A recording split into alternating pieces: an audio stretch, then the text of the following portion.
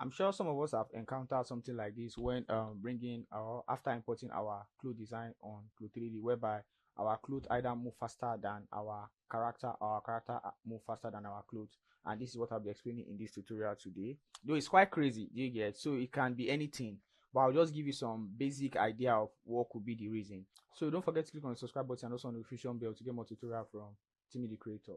So now, as you can see right now, the first thing that can cause something like this is because of your FPS.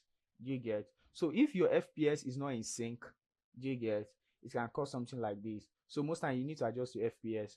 So I think older versions of Clo3d, most time when you import your character into Clo3d, you get, when you put your when you put your character into Clo3d, they ask you what FPS is this animation you are importing into Clo3d. And if you select the wrong FPS, it will affect the animation sync with your character when you bring it back to Clo3d now. So this is what you're going to do now. So this is Blender, right? So if you're having issues like that, you might just need to go to your just go to the output properties and probably change it to like 30. So when you change it to 30, start from frame 1 and play this animation again, and let's see if it's going to sync. Can you see? So you can see that it's in sync, and you can see that it is simulating with the body. No, the character, sorry, is not faster than the cloth, and the cloth is not faster than the character. Did you get? But when it's on 24, you might face issue like that. Let's go back to frame 1 and let's simulate this. Can you see this?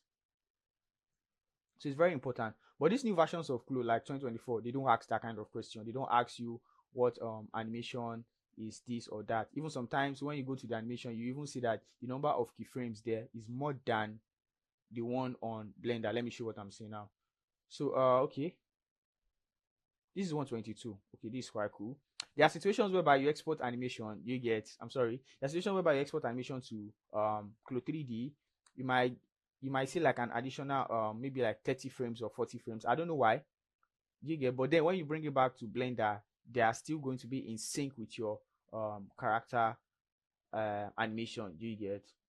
I don't know, maybe because this one is just a basic manicure. But if you're using all those That's 3D character, or maybe That's 3D character, or maybe human generator here, you might see extra keyframes, but it doesn't really like matter. You get? So if you're using older versions of Clo, just make sure that your keyframe is in sync. Like, sorry, your FPS that you're selecting while importing your character into Clo3d is the exact FPS you used on Blender, so that you can have your cloth in sync. And the last one, which can be crazy, is your drive. So if your animation file is on your drive, you get, and probably your drive shakes from your PC, you might face situations like that too. You get? Even your cloth might not even animate, and if your cloth doesn't animate, it means that something is wrong with your drive. So it can be your drive. So let me just set this back to 30. Do you get? Oh, sorry, yeah, 30. And let me start from frame 1, and let's play this again. So that's just how you can fix this situation. So thank you again for watching this tutorial or this little information or tips. Don't forget to click on the subscribe button. Now you can also check out my mockup animation on my website on either Fourth Wall or Gumroad. See you in my next video.